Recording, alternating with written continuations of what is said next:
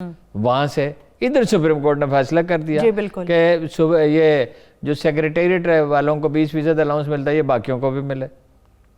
اگر باقیوں کو ملے گا تو 150 روپے چاہیے، وہ نہیں، اس لیے یہ ممکن ہی نہیں ہے. اب وہ کہہ رہے ہیں ہڑتال کر دیں گے، کام چھوڑ دیں گے تو ملک کیسے چلے گا؟ سسٹم تو رک جائے گا. نہیں کوئی نہیں ہڑتال کریں گے. ہڑتال کریں گے تو کتنے دن کریں گے؟ اس کو حکومت ایک قانون پاس کرے گی اور ان لوگوں کو فارغ کر دے گی. ہڑتال یہ دھمکی ہے، یہ بلیک میل کرنے کی کوشش ہے. ملک اس کا متحمل نہیں ہے.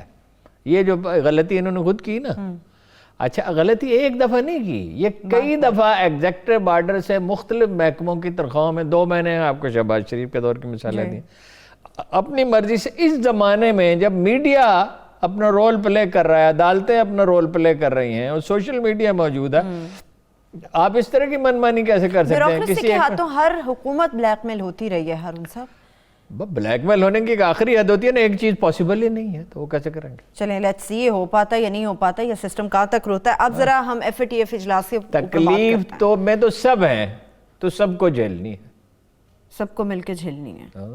تو لیکن ہارون صاحب اس تکلیف میں ہر کوئی اپنا بچاؤ بھی کرتا ہے، ہر کوئی اپنا فائدہ اٹھانے کی کوشش کرتا ہے، تو اس کا نتیجہ بعض اوقات تو یہ نکلتا ہے کہ اس کو فائدہ پہنچتا ہے اور بعض اوقات اسے نقصان بھی پہنچتا ہے. اچھا چلیے اب ذرا ایف اے ٹی ایف کے اوپر بات کرتے ہیں. پاکستان سٹل گرے لسٹ کے اندر ہے، اقدامات تو بڑے کیے، پھر ایسی کیا وجوہات بن سکی؟ کیا ابھی بھی انڈیا کی لابی بہت زیادہ مضبوط کہا جا سکتا ہے یا پھر 3 حمایتیوں کے بعد بھی کوئی فائدہ نہیں ہوا؟ It is not India. ترکی، چائنا، ملائیشیا It کی is حمایت سے not کوئی فائدہ India, نہیں. it is United States. India ناکام ہو گیا اپنے منصوبے میں. انڈیا کا منصوبہ یہ تھا پاکستان کو آئسولیٹ کیا جائے، اسے ٹیررسٹ اسٹیٹ ڈکلیئر کیا جائے. ان کا مطالبہ تھا حافظ سعید کو ہمارے حوالے کیا جائے.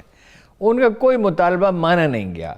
آج انڈین اخباروں نے چھاپا آج کہ چین نے پاکستان کی حمایت نہیں کیا ہے. جب یہ چھپ چکا تو چین نے ایک بیان جاری کیا کہ ہم پاکستان کے ساتھ ہیں، ہم اس کی مدد کریں گے اور دوسرے دوست ممالک بھی مدد کریں گے. دیکھیے آؤٹ آف 39 10 ملک انڈیا کے ساتھ ہیں جی 29، لیکن وہ امریکہ کے ساتھ بھی ہیں اور باقی جو ہیں ان پہ امریکہ دیکھیے ایک آج بھی امریکہ زیادہ گرانٹس دیتا ہے، مختلف ملکوں کی مدد کرتا ہے، زیادہ ٹیکٹ فل ہے، اس کا بڑا تجربہ ہے ایک سپر پاور کا.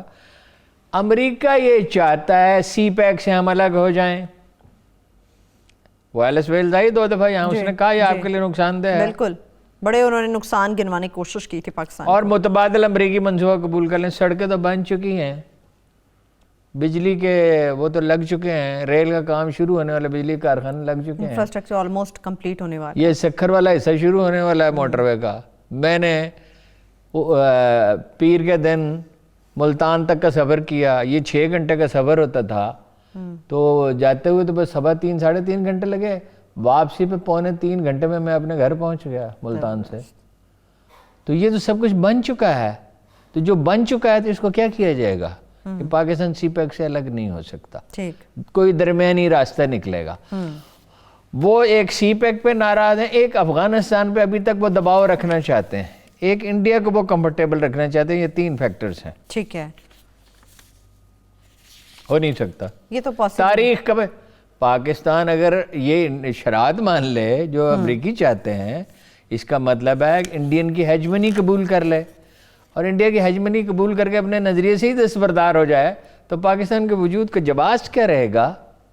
اس لیے امریکہ کی بات ایک حد تک افغانستان میں ہم نے ان کے ایجنڈے سے اتفاق رائے اس لیے کیا ہے کہ افغانستان میں اگر کسی طرح بھی انتقال اقتدار ہوتا ہے اور جنگ ختم ہوتی ہے تو پاکستان اس کا بینیفیشری بنے گا. پاکستان تو اس کا. پھر میں آپ کو یاد دلاتا ہوں ہمارے تجزیوں میں باقی تو سب کچھ ہوتا ہے، ایک وہی نہیں ہوتا جس نے فیصلے کرنے ہیں، جس نے یہ دنیا بنائی ہے، جو ہم سب کو جانتا ہے، جو ہمارے جو تو وہ کہتا ہے جو تمہارے دلوں میں ہے، دلوں کے بھید بھی جانتا ہوں، جو تمہارے ذہن میں ہے وہ بھی جانتا ہوں، جو بیت چکا ہے وہ بھی جانتا ہوں، جو تم کرنے والے وہ بھی جانتا ہوں. اچھا چلیے، جو پتا گرتا ہے اس کی مرضی کے بغیر نہیں گرتا. بے شک بے شک، کوئی خدا نہیں، امریکہ خدا نہیں. اپنے حواس قائم رکھیں اگر حکومت پاکستان اور اعتدال کے راستے پہ چلے. پاکستان کے پاس بھی بڑے کارڈ. چلیے اب ذرا زمینی حقائق کی طرف آتے ہیں.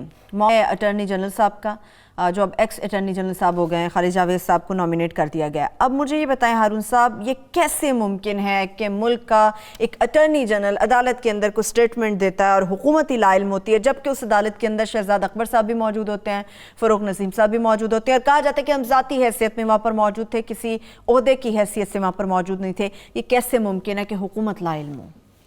जो बातें की गई हैं, नहीं, हुकूमत लाइल्म हो सकती है, जो मैं आपको अपना अंदाज़ा बता सकता हूँ, चलिए, क्योंकि मैं इन लोगों को जानता हूँ, ठीक है, जो फैसले करते हैं, कुछ ना कुछ इनके बारे में गौर किया। और इमरान खान साहब को तो मैं जानता ही हूँ, है जी, इन वज़ीरों को भी जानता हूँ।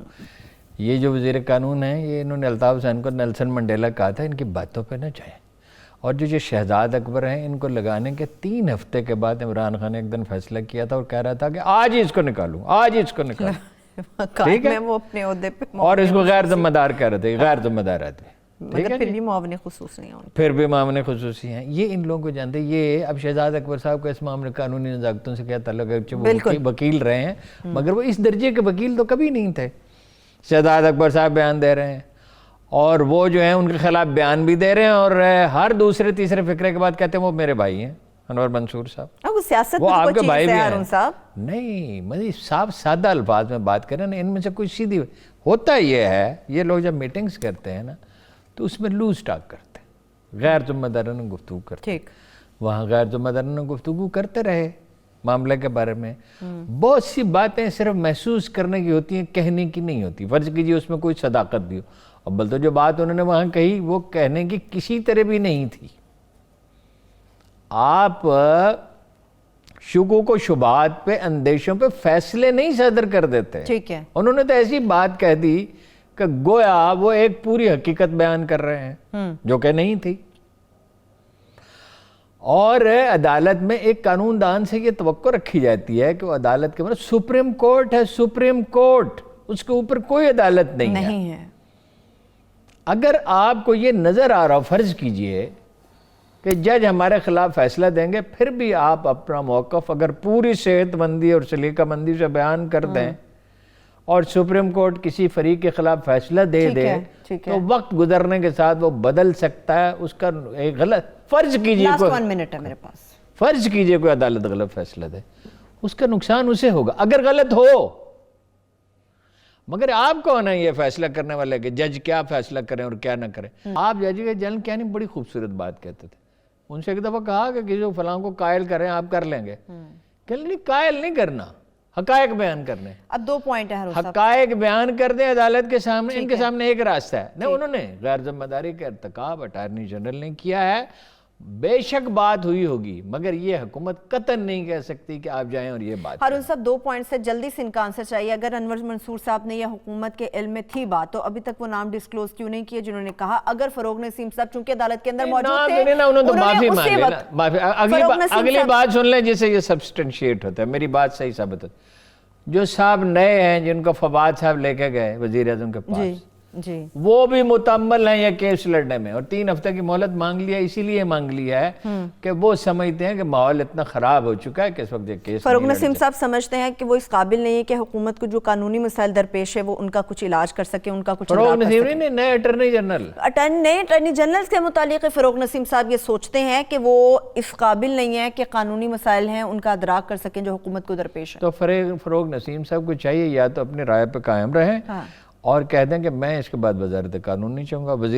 वजीर कानून भी वो बनना चाहते हैं। 3 हफ्ते की मोहलत मांग लिया, इसीलिए मांग लिया है कि वो समझते हैं कि माहौल इतना खराब हो चुका है कि इस वक्त ये केस। फ़ारूक नसीम साहब समझते हैं कि वो इस काबिल नहीं है कि हुकूमत को जो कानूनी मसाइल दरपेश है वो उनका कुछ इलाज कर सके, उनका कुछ। फ़ारूक नसीम नहीं, नए अटॉर्नी जनरल, नए अटॉर्नी जनरल के मुतालिक फ़ारूक नसीम साहब ये सोचते हैं कि वो इस काबिल नहीं है कि कानूनी मसाइल हैं उनका अदराक कर सकें जो हुकूमत को दरपेश है। तो फ़ारूक नसीम साहब को चाहिए या तो अपनी राय पर कायम रहें और कह दें कि मैं इसके बाद वजारत कानून नहीं चाहूँगा। वजीर कानून भी वो बनना चाहते हैं। 3 हफ्ते की मोहलत मांग लिया, इसीलिए मांग लिया है कि वो समझते हैं कि माहौल इतना खराब हो चुका है कि इस वक्त ये केस। फ़ारूक नसीम साहब समझते हैं कि वो इस काबिल नहीं है कि हुकूमत को जो कानूनी मसाइल दरपेश है वो उनका कुछ इलाज कर सके, उनका कुछ। फ़ारूक नसीम नहीं, नए अटॉर्नी जनरल, नए अटॉर्नी जनरल के मुतालिक फ़ारूक नसीम साहब ये सोचते हैं कि वो इस काबिल नहीं है कि कानूनी मसाइल हैं उनका अदराक कर सकें जो हुकूमत को दरपेश है। तो फ़ारूक नसीम साहब को चाहिए या तो अपनी राय पर कायम रहें اور کہہ دیں کہ میں اس کے بعد وزارت قانون نہیں چاہوں گا.